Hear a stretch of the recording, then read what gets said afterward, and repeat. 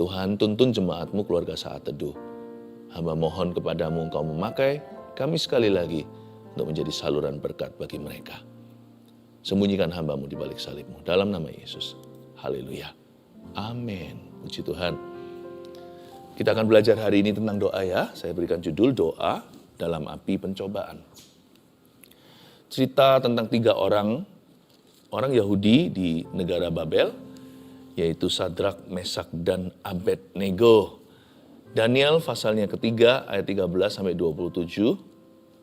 Saya percaya hari ini kita dipersiapkan untuk berjalan di tahun depan termasuk melewati segala macam api ujian. Lewati api pencobaan tahun depan, kita tidak akan dihanguskan. Karena Tuhan sudah ajari kita hari ini bagaimana kita berdoa tepat sasaran. Gimana kita berdoa dalam segala situasi. Ayat 13 bunyinya, sesudah itu Nebukadnezar memerintahkan dalam marahnya dan geramnya untuk membawa Sadrak, Mesak, dan Abednego menghadap. Setelah orang-orang itu dibawa menghadap raja, berkatalah Nebukadnezar kepada mereka, apakah benar hai Sadrak, Mesak, dan Abednego, bahwa kamu tidak memuja dewaku dan tidak menyembah patung emas yang kudirikan itu? Sekarang jika kamu bersedia, demi kamu mendengar bunyi sangkakala, seruling, kecapi, rebab, gembus, serdam, dan berbagai-bagai jenis bunyi-bunyian, sujudlah menyembah patung yang kubuat itu. Tapi jika kamu tidak menyembah, kamu akan dicampakkan seketika itu juga ke dalam perapian yang menyala-nyala. Dan dewa manakah yang dapat melepaskan kamu dari dalam tanganku? Berhenti sampai di situ, saya jelaskan dulu. Ayat 13-15. Nebukadnezar memanggil pesuruhnya, memanggil ketiga orang Yahudi ini, yaitu Sadrak, Mesak, Abednego untuk menghadap. Mereka menghadap raja, lalu raja menantang mereka untuk menyembah patung. Tidak ada opsi lain, kalau mereka tidak menyembah, mereka akan diserahkan ke dalam api perapian yang menyala-nyala. Dengan ancaman, dewa mana yang bisa melepaskan kamu dari tanganku? Tahun depan, kita akan diperhadapkan dengan segala perkara. Jangan takut dulu ya, jangan gentar. Maju tak gentar. Kalau Tuhan yang menyertai kita dan jikalau kita adalah orang benar, kita akan maju tanpa gemetaran. Karena Tuhan beserta. Kita harus ready dulu. Doa itu mempersiapkan kita. Doa itu punya efek masa depan. Kita doanya sih sekarang, tapi hati kita disalut, dikasih selaput, dibungkus untuk apapun yang akan menghadang kita. Apapun yang bisa datang di depan kita itu, kita sekarang sudah dipersiapkan dalam doa. Kita seperti Abednego, Sadrak, Mesak. Kita akan dipanggil untuk menghadapi sesuatu. Tapi don't worry, Tuhan sudah menyediakan kemenangan di sana. Lalu ayat 16, lalu Sadrak, Mesak, dan Abednego menjawab Raja Nebukadnezar begini, tidak ada gunanya kami memberi jawab pada Tuanku dalam hal ini. Jika Allah kami yang kami puja sanggup melepaskan kami, maka ia akan melepaskan kami dari perapian yang menyala-nyala itu dan dari dalam tanganmu ya Raja. Tetapi seandainya tidak, hendaklah Tuanku mengetahui ya Raja bahwa kami tidak akan memuja dewa Tuanku dan tidak akan menyembah patung emas yang Tuanku dirikan itu. Ayat 16, Sadrak, Mesak, dan Abednego tidak basa-basi, tetap sopan, tapi dia menjawab dengan tegas. Tidak ada gunanya kami memberi jawaban. Maksudnya dia bukan kurang ajar. Tapi Sadrak, Mesak, Abednego itu straight to the point. Dia beritahu terus terang, Raja, kami tidak bisa berdalih. Kami tidak tahu mau ngomong apa lagi. Kalau Raja sudah ultimatum kami begini, ya apa boleh buat? Izinkan kami memberitahu bottom line pada dasarnya. Kami tidak akan sujud menyembah kepada patung buatan Raja. Nanti ke depan itu, doa itu memberi kita persiapan ini, yaitu ketegasan hati. Yang kita alami di depan nanti bukan hanya berkat Tuhan, tetapi juga pencobaan. Di hidup ini kamu akan mengalami berbagai macam pencobaan, kata Tuhan Yesus. Tapi kuatkan hatimu, sebab aku telah mengalahkan dunia. Dan jikalau kita diperhadapkan dengan sebuah ujian, kalau itu mentah-mentah adalah perintah Tuhan, jangan berdalih lagi, jangan beralasan. Yes upon yes, no upon no. Ya adalah ya, tidak adalah tidak ada area abu-abu, tidak ada tidak ragu-ragu menjawab tantangan. Tidak ada tapi, tidak ada mungkin. Kalau itu sudah jelas-jelas firman, mari hari ini kita berdoa agar hati kita itu selalu taat kepada Tuhan. Apapun resikonya, karena taat sama Tuhan itu nggak ada garansi bahwa kita akan selalu diluputkan. Jikalau memang kita harus mengalami kerugian, aniaya, jikalau kita tidak langsung mengalami pertolongan Tuhan, taat pada Tuhan itu gampang atau mudah kalau kita lihat mujizat atau mujizat menjadi jaminan. Kalau taat langsung mujizat. Itu namanya ditips sama Tuhan, itu namanya upah. Taat itu bukan upah, karena kita sudah dibeli dengan darah. Karena kita itu sudah menjadi miliknya Tuhan Yesus. Jadi apa kita punya pilihan kemanakah aku dapat pergi menjauhi rohmu Tuhan. Taat itu ditolong sama Tuhan enggak setelah kita taat, itu urusan kedua. Taat dulu pokoknya. Taat itu sampai mati kata firman. Di kitab Wahyu dikatakan barang siapa taat sampai mati. Taat sampai pada akhirnya orang itu memperoleh upah sesungguhnya. Dalam hal ini Sadrak, Abednego, Mesak tidak mendapatkan sebuah jaminan, suara pun dia tidak dengar. Pokoknya dia tahu ini nggak benar kalau suruh nyembah patung Baal, dia tidak diperbolehkan sebagai orang Yahudi, sebagai orang percaya. Makanya itu mereka berkata mentah-mentah, Raja, ya sudah, kalau Raja memang sudah niat menghukum kami, kecuali kalau kami sujud menyembah kepada buatan tangan manusia. Ya sudah Raja, ini adalah prinsip kami pegang pada prinsip utama. Kalau Allah melepaskan kami, puji nama Tuhan. Kalau Tuhan tidak lepaskan, ya sudah, takut pun aku akan masuk ke dalam api itu, apa boleh buat. Saya nggak bisa apa-apa, saya di bawah kuasa Raja, tapi saya tunduk kepada Raja di atas segala Raja, yaitu Tuhan kami. Tapi seandainya tidak, hendaklah Tuanku mengetahui ya Raja bahwa kami tetap tidak akan memuja dewa Tuanku dan tidak akan menyembah patung emas yang Tuanku dirikan itu. Ini namanya orang berprinsip. Orang berdoa harus berprinsip. Dan kalau kita mau jadi orang yang berprinsip, kita harus bangun hidup doa kita. Karena saat kita membangun hidup doa kita itu, Allah bekerja di dalam hati. Allah kita akan mengubah hati yang paling pelin-pelan. Dan di dalamnya Tuhan akan menaruh kebenaran. Itu yang disebutkan di dalam doa Daud ketika Daud jatuh dalam dosa dengan Batsheba. Tak lama setelah itu ditegur oleh Nabi Nathan. Dia berseru sama Tuhan, jangan cabut ya. Jangan cabut rohmu daripada hidupku. Jangan ambil Roh Kudus dari saya. Dan dia berkata, Tuhan berkenan pada kebenaran di dalam batin. Itulah salah satu karya Roh Kudus di dalam kita. Yaitu dia menaruh kebenaran di dalam batiniah kita semua. Orang berprinsip itu orang berdoa harus berprinsip. Dan kalau kita mau jadi orang berprinsip, kita mesti bangun hidup doa yang solid atau yang kuat. Ayat 19, maka meluaplah kegeraman Nebukadnezar, air mukanya berubah terhadap Sadrak, Mesak, dan Abednego. Lalu diperintahkannya juga supaya perapian itu dibuat 7 kali lebih panas dari yang biasa. Raja emosi nih. Kepada beberapa orang yang sangat kuat dari tentaranya, dititahkannya untuk mengikat Sadrak, Mesak, dan Abednego dan mencampakkan mereka ke dalam perapian yang menyala-nyala itu. Raja marah. Raja muntap. Dan karena amarah atau emosinya, mungkin karena gengsi dan dia tersinggung, ego raja kan besar, disuruh tentara yang kuat untuk menahan Sadrak, Mesak, dan Abednego. Pertanyaan saya, untuk apa ya? Emangnya Sadrak, Mesak, dan Abednego ini mau lari? Enggak, mereka orang-orang baik-baik. Mereka ini pegawai utama raja. Mereka ini petinggi-petinggi Babilonia, tapi bersuku Yahudi. Orang-orang ini enggak akan lari. Saya jadi ingat di perjanjian baru Yesus itu mau ditangkap. Kan Yesus sudah menyerahkan dirinya. Yesus tidak akan lari karena dia datang untuk itu, untuk mati bagi umat manusia. 500 orang datang pakai pentung segala.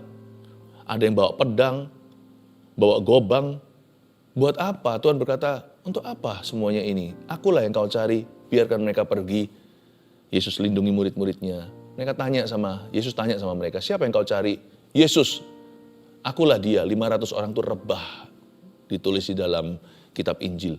Mereka semua terpelentang, terbanting ke belakang. Waktu Yesus berkata, I am, akulah yang kalian cari itu. Tuhan gak akan lari. Setelah mereka rebah, Tuhan gak, jatuh semuanya, mari melarikan diri. Enggak, Tuhan tetap di sana. Karena Tuhan mati bukan ditangkap, Tuhan mati karena menyerahkan nyawa. Dalam hal ini, Sadrak, Mesak, dan Abednego, mereka tidak niat untuk melarikan diri. Buat apa pakai tentara yang paling kuat? Pakai komandan pasukan khususnya segala? Untuk apa? Pakai tentara biasa aja, orang biasa aja. Mereka pasti yang memberi diri diikat. Karena mereka menganggap menderita bagi nama Tuhan itu kemuliaan. Mereka ini spiritnya, rohnya seperti para rasul di Kisah Para Rasul atau di gereja mula-mula. Mereka waktu dicambuk 39 kali atau 40 kurang 1. Keluar dari Sanhedrin atau mahkamah agama.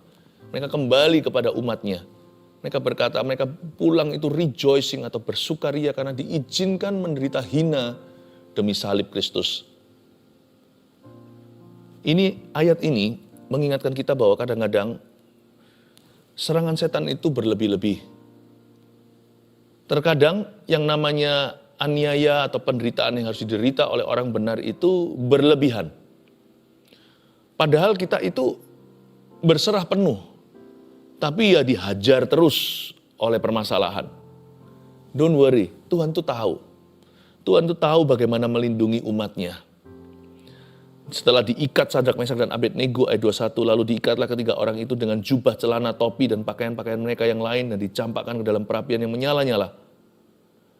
Karena titah raja itu keras, dipanaskanlah perapian itu dengan luar biasa. Sehingga nyala api itu, lihat, bukan membakar mati Sadrak, Mesak, tapi membakar mati orang-orang yang mengangkat Sadrak, Mesak, dan Abednego itu ke atas. Jangan pernah takut sesuatu itu berlebihan melawanmu. Semua lemak berlebihan itu akan terbakar sendiri. Kalau kita dilindungi sama Tuhan, bukan kita yang hangus oleh api. Tapi yang menyerahkan kita ke dalam api yang menyala-nyala itu, pesuruh-pesuruh setan itu terbakar sendiri. Kadang saya mikir, kenapa ya exaggerating kadang-kadang seperti terlalu dibesar-besarkan apa yang umat Tuhan harus lalui itu, seperti pukulannya itu terlalu besar untuk mereka. Jangan takut. Kita itu tidak akan diizinkan untuk dicobai melebihi kekuatan kita. Apapun yang melebihi kekuatan kita, baik 1 senti atau 1 mili, itu terbakar sendiri nantinya. Semua pesuruh setan tidak tahan. Ini tentara khususnya semuanya itu malah yang kebakaran. Senjata makan tuan, bumerang ini namanya.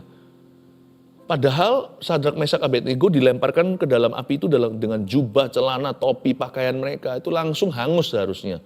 Karena dari kain kan. Apalagi apinya itu 7 kali dinyalakan lebih panas. Tentara khusus aja langsung mati di tempat. Don't worry, God knows how to protect you. Pencobaan yang kita harus alami tahun depan tidak akan melebihi kekuatan. Tetapi ketika orang itu, yakni Sadrak, Mesak, dan Abednego jatuh ke dalam perapian yang menyala-nyala itu dengan terikat. Kemudian terkejutlah Raja Nebukadnezar lalu bangun dengan segera, berkatalah ia kepada para menterinya, bukankah 3 orang yang telah kita campakkan dengan terikat ke dalam api itu? Sadrak, Mesak, Abednego ya kan? Jawab mereka kepada Raja, benar ya Raja. Katanya, tapi ada 4 orang yang kulihat berjalan-jalan dengan bebas di tengah-tengah api itu. Malah jalan-jalan di dalam api itu. Dengan bebas di tengah api itu mereka tidak terluka. Dan yang keempat itu rupanya seperti anak dewa. Tentara khusus aja tidak bisa menahan panasnya, mati di tempat entah terbakar atau jantungnya berhenti. Tapi ketiga orang biasa ini tidak dilatih militeri, tidak ada latihan militernya. Dia turun ke dalam api itu, dibuang ke dalam perapian. Malah jalan-jalan. Luar biasa enggak? Dan yang keempat itu dari 3 kan, ternyata 4 yang ada di dalam api. Satu lagi itu siapa? Inilah penampakan Yesus Kristus di perjanjian lama. Inilah anak Allah. Yang keempat itu rupanya seperti anak dewa. Demikianlah penjelasan seorang yang belum percaya pada Tuhan. Seperti dewa katanya. Lalu Nebukadnezar ayat 26 mendekati pintu perapian yang bernyala-nyala itu. Berkatalah ia, Sadrak, Mesak, dan Abednego, hamba-hamba Allah yang maha tinggi, keluarlah dan datanglah kemari. Lalu keluarlah Sadrak, Mesak, dan Abednego dari api itu. Waktu keluar dari api, cuma 3, bukan 4. Yang satu tetap tinggal di api itu atau kembali ke sorga. Dan para wakil raja, para penguasa, para bupati, dan para menteri raja datang berkumpul. Mereka melihat bahwa tubuh orang-orang ini tidak mempan oleh api itu. Nggak mempan loh ya. Bukan hanya ada sedikit gosong-gosong, atau mungkin badannya lah yang dilindungi. Topinya hangus. Enggak. Tidak mempan oleh api itu, bahwa rambut di kepala mereka tidak hangus, jubah mereka tidak berubah apa-apa, bahkan bau kebakaran pun tidak ada pada mereka.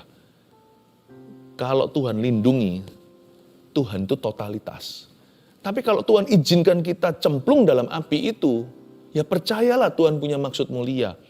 Kalau kita belum mengalami mujizat langsung keluar dari perapian, berarti masih ada rencana Tuhan yang belum genap di dalam diri kita lewat penderitaan. Tuhan kalau lindungi itu nggak begini, aku hanya sanggup lindungi topimu tapi kamu mati. Atau aku hanya sanggup untuk lindungi badanmu, topi, baju semuanya tapi ada bau hangusnya ya. Sorry loh ya, misalkan kalau kita itu berikan kepada suatu jasa cuci baju, dry clean contohnya. Lalu baju kita, pakaian kita waktu dikirim ke mereka, itu ada cacatnya, mungkin kena kecap, mungkin kena makanan, kena minuman. Nanti kembali, ada note-nya, tulisan catatan. Kami sudah mau berusaha, bagian ini dikasih tanda sama dia, tidak bisa hilang. Usaha kami membuat seluruh baju ini kembali bersinar putih. Kecuali bagian itu kami sudah tidak bisa apa-apa lagi. Usaha kami sudah maksimal. Tuhan tidak begitu. Tuhan tidak berkata sama kita, aku bisa lindungi itu cuma setengah jalan. 40% aja. Atau at best yang paling bagus 90%, 10% ini nggak bisa apa-apa. Tuhan itu kalau lindungi, sampai bau hangus pun nggak ada. Jadi kalau sampai seolah-olah Tuhan tidak lindungi kita, itu bukan karena Tuhan tidak sanggup melindungi kita. Itu karena Tuhan mau genapkan sesuatu dalam diri kita lewat penderitaan. Kalau Tuhan luputkan bisa nggak? Bisa. Tapi kalau Tuhan tidak luputkan, berarti Tuhan sertai kita di dalamnya untuk tabah. Kan nggak ada jaminan kan? Sadrak, Mesak, Abednego waktu masuk dalam api itu, mereka nggak tahu kalau nanti akhirnya outcome atau hasil akhirnya begini. Skor terakhirnya ternyata mereka bukan bertiga tapi berempat dan mereka sama sekali tidak mati. Dan bahkan tidak terluka. Waktu mereka masuk ke dalam sana, saya yakin sebagai manusia mereka pasti takut. Siapa sih nggak takut? Saya juga akan takut. Apalagi mereka lihat di depan mata. Itu yang mau lempar mereka itu mati waktu baru cek apinya udah ready. Langsung mati. Pasti takut lah. Tapi mereka tahu mereka mati masuk ke sorga. Meskipun perjanjian lama belum ada konsep sorga yang jelas pada umat percaya. Tapi mereka tahu mereka pasti bersama dengan penciptanya. Karena mereka tidak mati dalam dosanya. Dan waktu mereka mau masuk ke sana itu pasti mereka berdoa. Mereka berkata, Tuhan kepadamu kuserahkan nyawa kami. Mereka bergandeng tangan misalkan, kalau mereka diikat, mereka saling melihat. Oke bro, satu sama lainnya. See you over there, on the other side. Sampai ketemu di ujung sana ya. Mereka saling menguatkan, be strong. Yang kuat ya, be strong. Pastilah. Tapi waktu masuk, nggak terjadi apa-apa. Loh kok fine-fine saja. Ditanya sama raja, how are you? Apa kabar di sana? Hai Sadrak, Mesak, Abednego, keluar dari situ. How are you? Mereka jawab dengan bangga, I'm fine, thank you. Kami baik-baik saja. Luar biasa. Tidak mempan. Tapi waktu mereka masuk, mereka kira mereka akan mati loh. Jangan pernah masuk dalam pencobaan itu ketika kita harus diuji. Dengan sebuah harapan bahwa, oh Tuhan segera keluarkan. Tapi harapanmu harus ini, aku mau setia pokoknya. Keluar nggak? Keluar percaya Tuhan akan tanggung jawab atas saya. Yang penting saya tidak masuk dalam pencobaan itu, tidak siap alias hati saya berdosa. Saya mau masuk ke dalamnya dengan ketaatan. Hati saya itu berpaut dan bersandar melekat pada Tuhan. Doa dalam pencobaan, Sadrak, Mesak, dan Abednego, benar-benar mereka sembahyang. Dan 3 hal yang bisa kita petik dari story atau cerita Alkitab yang indah ini. Yang bisa menjadi bekal untuk kita melewati api panas pencobaan tahun depan. Karena kan kita nggak bisa harapkan hanya yang baik saja kan. Pasti kita punya tantangan, pasti ada rintangan. Musuh nggak akan tinggal diam, pasti minimal ada peperangan rohani. Dan bagi orang yang mau hidup benar, pasti ada semacam aniaya, nggak tentu fisik atau jasmani. Doa dalam api pencobaan hari ini lewat Sadrak, Mesak, Abednego, 3 tokoh yang luar biasa ini, kita belajar kebenaran-kebenaran yang mutlak. Yang pertama, kita harus tetap berpegang pada prinsip kebenaran saat tidak ada jaminan kepastian. Seperti ketiga orang Yahudi ini, 3 hamba Allah yang maha tinggi. Tidak ada jaminan atau garansi, tapi dia tetap pegang pada prinsip kebenaran. Prinsipnya apa? Karena mereka adalah anak orang Israel, mereka tahu 10 perintah Allah. Jangan ada padamu Allah lain di hadapanku. Jangan sujud menyembah kepada buatan tangan manusia. Jadi mereka tahu perintah Allah, 10 perintah itu nomor 1, nomor 2, bahkan juara 1 dan runner up-nya. Mereka tahu itu. Jikalau Anda tidak punya pewahyuan baru, kembali ke pewahyuan lama. Kalau nggak punya hikmat di lapangan, kembalilah pada prinsip yang sudah tidak perlu lagi diperdebatkan. Always go back, selalu kembali ke Revelation number 1. Misalkan belum ada tuntunan, aku nggak tahu ke kiri atau ke kanan. Kalau Anda belum tahu ke kiri ke kanan, maka jangan menyimpang ke kanan atau ke kiri, tetap di jalan. Dengan tidak keluar dari jalan Tuhan itu sendiri sudah skor 1. Itu kalau lagi sepak bola, Piala Dunia itu sudah gol 1 ke kandang lawan. Tetap berpegang pada prinsip kebenaran saat tidak ada jaminan kepastian. Jadi orang berprinsip. Kalau kita berdoa ya harus berprinsip lah. Dan kalau kita mau jadi orang berprinsip, berdoalah. Yesus kan ngomong gini sama murid-muridnya. Ayo berdoa supaya kamu jangan jatuh dalam pencobaan. Kamu gak bisa jadi orang berprinsip nanti waktu dicobai kalau kamu gak berdoa. Makanya tidak sanggupkah kamu berdoa 1 jam saja dengan saya di Getsemani ini? Lihat akhirnya waktu Petrus, Yohanes, Yakobus tidak berdoa, ketika Yesus diserahkan, tiba-tiba kuasa kegelapan datang, 3-tiganya lari. Yakobus tidak terdengar, Yohanes ada ceritanya lari terbirit-birit, ya kan? Bersama dengan murid-murid yang lainnya. Bahkan ada Yohanes yang lain, Markus, Yohanes itu yang sampai lari telanjang. Murid-murid semuanya melarikan diri. Ada satu yang mendekat-dekat, lihat-lihat, akhirnya kelihatan berani. Tapi ujung-ujungnya menyangkal Tuhan Yesus 3 kali sebelum ayam berkokok 2 kali. Namanya Petrus. Udah diberitahu suruh doa gak mau. Ngantuk katanya. Sedih katanya. Justru waktu dicobai gak tahan dia. Semuanya akhirnya tidak lulus ulangan. Semuanya fail ujian. Kalau kita mau jadi orang berprinsip ya harus berdoa. Tahun depan supaya nggak kompromi, supaya kita jangan dikalahkan, supaya jangan dihanguskan. Berdoa, tetap berpegang pada prinsip kebenaran saat tidak ada jaminan kepastian. 2, sewaktu dicobai, kita tidak akan dibiarkan sendirian tanpa teman yang menguatkan. Cerita ini kan bukan Sadrak seorang, bukan Mesak seorang, bukan Abednego seorang, ya kan? Tapi Sadrak, Mesak, dan Abednego. Waktu mereka dicobai, Tuhan izinkan mereka bebarengan. Tenanglah, tahun depan Anda nggak akan sendirian. Dan jikalau Anda merasa sendirian, Anda belum punya komunitas iman, Gereja Mawar Sharon yang saya gembalakan, selalu happy to be your family. Just let us know, beritahu aja saya butuh teman, pasti akan ada yang follow up. Sewaktu dicobai kita nggak akan dibiarkan sendirian. Salah satu alasan mengapa pencobaan nggak melebihi kekuatan adalah karena tidak pernah kita dibiarkan sendirian menghadapinya. Selalu ada saudara seiman, antara saudara seiman yang gak mengalami masalah yang sama atau masalah yang mirip, mereka lagi fine-fine saja, mereka akan bersimpati, berempati sama kita dan mereka akan menopang kita dalam doa dan mendukung kita dengan cara apapun yang mereka bisa. Atau bisa jadi kita mengalami masalah yang mirip dengan saudara seiman. Orang lain juga mengalami yang sama dan kita saling menguatkan. Jadi satu klub gitu. Itu menjadi kekuatan moral dan spiritual yang luar biasa sekali bagi orang yang melalui lembah-lembah kekelaman. Saya melihat di dalam gereja yang saya gembalakan, kadang-kadang ada beberapa domba Kristus mengalami hal-hal yang serupa dan mereka itu bisa dipertemukan di dalam satu CG atau dalam suatu kelompok sel.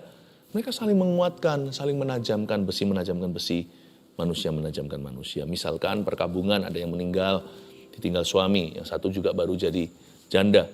Mereka bisa saling menguatkan, saling mengisi kekosongan. Saya melihat itu terharu loh, lihat Tuhan itu tahu di mana kita berada dalam kehidupan ini. Dan Tuhan tidak pernah izinkan kita jadi yatim piatu secara rohani. Doa, minta sama Tuhan hari ini. Tahun depan Tuhan, kasih aku rekan. Minimal kasih aku teman, bukan hanya seiman. Tapi aku minta mitra doa. Saya berdoa juga supaya saat teduh bersama juga selalu bisa menjadi mitramu. Dan Gereja Mawar Sharon terus bisa menjadi mitra Anda. 3, doa sanggup meluputkan kita dari derita. Atau membuat hati kita tabah melaluinya. Kadang-kadang doa itu meluputkan kita. Tidak bisa disangkali, mujizat banyak kali, kerap kali terjadi. Doa sanggup meluputkan kita dari derita, dari api pencobaan, api ujian. Nggak jadi. Oh, ajaib. Ada banyak sekali perkara-perkara yang tidak masuk akal begitu saja kejadian. Di mana 1-2 orang itu diluputkan. Tetapi terkadang pula, bukan kita harapkan ya, tapi ini fakta dan realita, terkadang juga kita tidak diluputkan. Kita harus melalui itu. Tidak bisa bypass lagi, tidak bisa shortcut, tidak bisa cari jalan pintas. Kita harus melalui setiap fase, setiap level penderitaan yang memang kita diperhadapkan dengannya. Tapi doa itu beda, doa itu membuat kita itu tabah, membuat hati kita itu kuat untuk melaluinya. Kadang-kadang kalau saya lihat pencobaan yang dialami oleh si A, ya sekali lagi di dalam jemaat yang saya gembalakan, saya melihat, kok bisa ya dia setabah itu ya? Kalau aku mungkin nggak bisa, tiba-tiba Roh Kudus memberi saya koreksi. Dia berkata, loh, kalau itu porsimu ya, aku akan memberimu ketabahan. Tapi itu porsi dia, aku beri dia iman yang khusus tailor-made, tidak konveksian. Iman yang khusus customize, yang khusus dijahit, ditenun untuk cocok dengan kondisi orang itu. Dan iman itu kutaruh seperti biji sesawi di dalam hatinya. Dan itu bertumbuh ketika dia menderita, ketika dia mengalami itu, bukan hanya dia tabah, dia semakin cinta Yesus dan semakin jadi berkat dan kesaksian. Lalu belum lagi ujungnya itu selalu ada pengharapan serta kemenangan. Dia sanggup meluputkan kita dari derita, tapi dia juga sanggup membuat hati kita tabah melalui pencobaan apa saja. Jadi jangan pernah kita itu negative thinking dengan Tuhan atau ketakutan. Lalu taruh rasa curiga seperti Adam dan Hawa, dosa manusia ke-1 yang purbakala itu adalah curiga. Nanti jika, Tuhan itu kan suka simpan yang bagus untuk dirinya. Yang jelek-jelek kasih ke aku. Aduh, pikiran apa tuh? Saya sih gak takut begini loh. Kesusahan sehari untuk sehari. Besok ada susahnya sendiri. Kalau besok punya susah itu, hari ini punya doa mempersiapkannya. Saya berdoa itu berbahasa roh mengapa? Bahasa lidah itu saya gak tahu doa saya. Karena memang kan otak kita terbatas. Otak kita tidak bisa prediksikan masa depan. Saya nggak tahu apa yang akan terjadi 1 jam lagi. Tapi roh saya itu kan kekal. Roh saya itu di dalamnya ada Roh Kudus. Menaruh berbagai macam pewahyuan yang otak saya tidak boleh tahu. Makanya kalau saya berbahasa roh, berbahasa lidah, saya senang sekali. Saya mempersiapkan diri saya tanpa saya ketahui. Akan hari esok termasuk berkatnya, termasuk tantangannya. Tantangan saya besok hari, itu dipersiapkan di doa hari ini. Waktu saya berdoa di dalam nama Yesus, apapun yang saya hadapi, saya yakin kalau Tuhan luputkan, puji Tuhan. Kalau tidak, saya sudah dikasih hati tabah. Jadi nggak usah taruh rasa curiga. Kalau memang itu porsiku minggu depan, loh ya ayo, aku hadapi, emangnya punya opsi. Saya hadapi saja, mundur bukan jalan. Jatuh tentunya bukan jalan. Menyerah tidak ada berkat di dalamnya. Apa saya punya pilihan? Ya harus jalan maju lah. Kalau itu memang saya diperhadapkan, ya saya hadapi di depan. Ayo dengan tabah. Kalau itu memang porsiku untuk menderita, Tuhan sudah siapkan iman untuk saya menghadapinya. Dan Tuhan juga sudah menaruh ketabahan di dalam otot-otot besi rohani saya. Tahukah untuk setiap derita kalau kita tidak diluputkan, Tuhan memberikan dan menyediakan otot baja bagi Anda dan saya. Orang lain lihat aja berkata, kalau aku nggak bisa. Kita pasti mampu menghadapi segala sesuatu. Jikalau Nebukadnezar memanggilmu tahun depan, jangan takut, hadapi dia, maju tak gentar. Sebab ketika kita berdoa, kuasanya nyata bekerja. Justru saat kita lemah, kekuatannya menjadi-jadi. Dan kekuatan orang percaya adalah hidup doa. Mari kita jalani tahun depan. Dan kita tidak akan dihanguskan sebab Tuhan beserta.